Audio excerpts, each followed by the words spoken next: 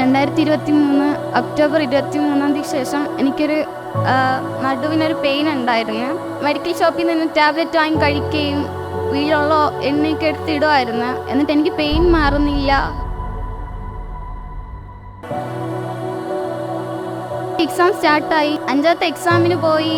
വലിയച്ഛൻ വിളിച്ചിങ്ങനെ കാര്യം പറഞ്ഞുകൊണ്ടിരിക്കുമ്പോൾ വലിയച്ഛൻ ചോദിച്ചു, നീ പഠിക്കാൻ പോയില്ലേ? അപ്പോൾ ഞാൻ പറഞ്ഞില്ല, ഇതേപോലെ കിടക്കയിലാണ്. അപ്പോൾ ഇതേപോലെ ഇവിടുത്തെ പ്രെയർ ലൈൻ നമ്പർ തന്നായിരുന്നു. ഞാൻ വിളിച്ച് സംസാരിച്ച് പ്രാർത്ഥിക്കുകയുണ്ടായി.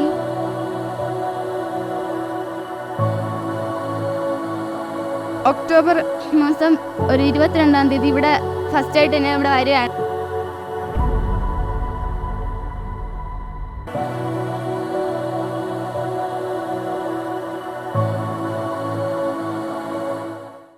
എൻ്റെ പേര് ഷിനി. ഞാൻ വരുന്നത് കാക്കാമ്പള്ളിയിൽ നിന്നാണ്. 2023 ഒക്ടോബർ 23 ശേഷം എനിക്കൊരു നടുവിനൊരു പെയിൻ ഉണ്ടായിരുന്നു. അപ്പോൾ ഞാൻ ഡിഗ്രി സെക്കൻഡ് സെമ്മ് എക്സാം ടൈമായിരുന്നു എനിക്ക്. അപ്പോൾ ഞാൻ പപ്പയോട് പറഞ്ഞു എനിക്ക് നല്ല പെയിനാണ്. അപ്പോൾ പപ്പ പറഞ്ഞു കുഴപ്പമൊന്നുമില്ല, അമ്മയും പപ്പയും പറഞ്ഞു കുഴപ്പമൊന്നുമില്ല, മാറും. അന്ന് പറഞ്ഞ് ഞാൻ മെഡിക്കൽ ഷോപ്പിൽ നിന്ന് ടാബ്ലറ്റ് വാങ്ങി കഴിക്കുകയും വീട്ടിലുള്ള എണ്ണയൊക്കെ എടുത്തിടുമായിരുന്നു. എന്നിട്ട് എനിക്ക് പെയിൻ മാറുന്നില്ല. അങ്ങനെ തൊട്ടടുത്തുള്ള പ്രാഥമിക ഹോസ്പിറ്റലിൽ തന്നെ പോയി. അപ്പോൾ അവർ പറഞ്ഞ് എന്തായാലും നിങ്ങൾ നല്ലൊരു ഡോക്ടറിനെ പോയി കാണണം, വച്ചുകൊണ്ടിരിക്കില്ലെന്ന് പറഞ്ഞു. അപ്പോൾ ഞാൻ പറഞ്ഞ ഓക്കെ എന്ന് പറഞ്ഞിട്ട് ഞാൻ പറഞ്ഞു എനിക്ക് എക്സാമാണ്, എനിക്ക് ഹോസ്പിറ്റലിലൊന്നും കയറി നടക്കാനുള്ള ടൈമൊന്നും ഇല്ല എന്ന് പറഞ്ഞു. അപ്പോൾ അവർ പറഞ്ഞ് ഓക്കെ എന്ന് പറഞ്ഞിട്ട് അവരും താൽക്കാലികമായിട്ടുള്ള ഗുളിക തന്നു 3 ദിവസത്തേക്ക്. അപ്പോൾ എനിക്ക് എക്സാം സ്റ്റാർട്ടായി. ഞാൻ 4 എക്സാം എല്ലാ ദിവസവും ഈ പെയിൻ ഉള്ളതുകൊണ്ട് പറയുമായിരുന്നു വീട്ടിൽ നിന്ന് കൊണ്ടാക്കാം. ഈ പെയിൻ എനിക്ക് നടുവിൽ നിന്ന് മാറി നട്ടലിലോട്ടായിരുന്നു പിന്നെ ആ പെയിൻ മാറിയത്. അപ്പോൾ ഞാൻ കൊണ്ടാക്കാമെന്ന് പറഞ്ഞപ്പോൾ ഞാൻ പറയും വേണ്ട, ഞാൻ എന്നും ബസ്സിൽ പോയി വരാം. അങ്ങനെ ഞാൻ എന്നും ബസ്സിൽ പോയി വരുമായിരുന്നു. 5ാമത്തെ എക്സാമിന് പോയിട്ട് അമ്മ കടയിലാണ് നിൽക്കുന്നത്, വിപണിയിൽ. അപ്പോൾ ഞാൻ അമ്മ എന്നും കണ്ടിട്ടാണ് വീട്ടിൽ പോകുന്നത്. അപ്പോൾ ഞാൻ എന്നും അതേപോലെ പോയി കാണും. എന്തായാലും എല്ലാ സബ്ജക്റ്റും പോകും, എല്ലാ സബ്ജക്റ്റും നല്ല സപ്ലിയോടെ നല്ലൊരു വിജയം എനിക്ക് കാണും, സപ്ലി എല്ലാം കിട്ടുമെന്ന് പറഞ്ഞായിരുന്നു. അപ്പം അമ്മ പറഞ്ഞ് ഒന്നും എഴുതിയില്ലല്ലേ എന്നൊക്കെ പറഞ്ഞ്. ഞാൻ പറഞ്ഞു ഒന്നും എഴുതിയില്ല, എനിക്കെന്നാലും ഈ പെയിന് മാറുന്നില്ല.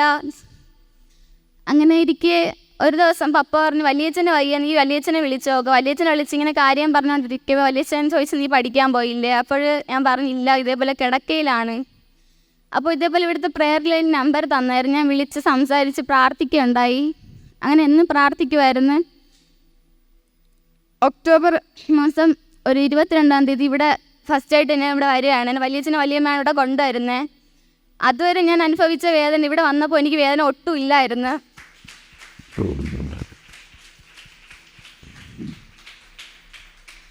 ആ ദിവസങ്ങളിൽ വീട്ടുകാർ നിൽക്കണ്ട, ഞാൻ ജോലിക്ക് പോകുമ്പോൾ പറയും അമ്മയും പപ്പയും ജോലിക്ക് പോകും. ജോലിക്ക് പോയാലും ഞാൻ അവരെ ഫോൺ വിളിച്ചുകൊണ്ടിരിക്കും, എനിക്ക് ഒട്ടും വയ്യ, എന്നെ എത്തി എവിടെയെങ്കിലും കൊണ്ടുപോ. അപ്പോൾ അമ്മ പറയും പ്രാർത്ഥിച്ചുകൊണ്ടിരി മക്കളെ, വേറെ ഒരു കുഴപ്പമൊന്നും ഉണ്ടാവില്ല എന്നൊക്കെ പറഞ്ഞ് ഞാൻ അങ്ങനെ പ്രാർത്ഥിച്ചുകൊണ്ടിരുന്നു. ഒരു കുഴപ്പമില്ല, എപ്പോഴും ബൈബിൾ വായിച്ചും പ്രാർത്ഥിച്ചും അങ്ങനെ തന്നെ. എനിക്ക് വേദന കൂടുന്തോറും ഞാനിങ്ങനെ പ്രാർത്ഥിച്ചുകൊണ്ടിരിക്കും. ഞാൻ ഏത് സമയത്ത് വിളിച്ചാലും ഇവിടെ പ്രേയറിലെല്ലാം ആരെങ്കിലുമൊക്കെ എടുക്കുമായിരുന്നു, പ്രാർത്ഥിക്കുമായിരുന്നു. അങ്ങനെ പ്രാർത്ഥിച്ച് ഫസ്റ്റ് പ്രെയറിന് ഇവിടെ വന്നായിരുന്നു. അപ്പോൾ എനിക്ക് വന്നപ്പോൾ ഒട്ടും വേദന സഹിക്കാൻ പറ്റുന്നില്ല. രണ്ടാമത്തെ ഇവിടുന്ന് തിരിച്ചു പോയപ്പോൾ എങ്ങുന്നില്ലാത്തൊരു ഇതാണ് ഉണ്ടായി. എന്ന് വെച്ചാൽ ഒരു പെയിനും ഇല്ല, വീട്ടിൽ നല്ല സന്തോഷത്തോടെ പോവുണ്ടായി. 2 ദിവസം കഴിഞ്ഞ് പിന്നെ എനിക്ക് പെയിന് കൂടുന്നുണ്ടോണ്ട് ഒരങ്കിൾ പപ്പയോട് പറഞ്ഞ് വച്ചുകൊണ്ടിരിക്കേണ്ട, നട്ടലിലാണ് വച്ചുകൊണ്ടിരിക്കേണ്ട, നല്ലൊരു ഡോക്ടറിനെ പോയി കാണും, പ്രൈവറ്റ് ഹോസ്പിറ്റലിലാണെങ്കിലും കുഴപ്പമില്ല. അപ്പോൾ പ്രൈവറ്റ് ഡോക്ടറിനെ പോയി കാണാമെന്ന് പറഞ്ഞ്. അപ്പോഴാ ഡോക്ടറിനെ വിളിച്ച്. ഡോക്ടർ പറഞ്ഞ് വേണ്ട, അങ്ങ് വരണ്ട, ഹോസ്പിറ്റലിൽ വരണ്ട, എൻ്റെ റൂം ഇവിടെ ജൂബിലിയുടെ അടുത്തുണ്ട്, അവിടെ വരാൻ പറഞ്ഞു. ഞാൻ അവിടെ പോയി. ഞങ്ങൾ അവിടെ പോയി ഈ എക്സ്റേ എല്ലാം കാണിച്ചപ്പോൾ പറഞ്ഞു നട്ടലിൽ പൊട്ടലൊന്നും ഇല്ലല്ലോ, പിന്നെ ഇതാരാ പറഞ്ഞ് നടക്കുന്നത് പൊട്ടലെന്ന്. അപ്പം ഞാൻ പറഞ്ഞു എല്ലാവരും പൊട്ടലെന്ന് പറഞ്ഞ് എനിക്കറിഞ്ഞൂടെ പൊട്ടലുണ്ടോ ഇല്ലേന്നൊന്നും. ഡോക്ടർ പറഞ്ഞു എനിക്കൊരു ഡൗട്ടുണ്ട്, നിങ്ങൾ പോയി ബ്ലഡ് ഒന്ന് ടെസ്റ്റ് ചെയ്തിട്ട് കൊണ്ട് കാണിക്കുമോ എന്ന് ചോദിച്ചു. ഞാൻ ബ്ലഡ് ടെസ്റ്റ് ചെയ്ത് കൊണ്ട് കാണിച്ചപ്പോൾ ഹീമോഗ്ലോബിൻ 2.4 2.6 അവർ റീചെക്ക് എല്ലാം ചെയ്തിട്ട് കാണിച്ചേക്കുന്നത്. അവർ പറഞ്ഞ് മനുഷ്യനാണോ, ശരീരത്തിൽ ഒരു തുള്ളി ബ്ലഡ് ഇല്ലല്ലോ. ഞാൻ പറഞ്ഞ് അതെന്താ അങ്ങനെ, എന്നാൽ ശരീരത്തിൽ ഞാൻ പറഞ്ഞു ബ്ലഡ് ടെസ്റ്റ് ചെയ്തപ്പോൾ അതിൽ ബ്ലഡ് എന്തായാലും വന്നല്ലോ, പിന്നെ എന്താ ബ്ലഡ് കുറവ്. അങ്ങനെ ബ്ലഡ് ഇല്ലാത്തതുകൊണ്ട് കുറേ മെഡിസിൻസൊക്കെ തന്നായിരുന്നു, കഴിച്ചു.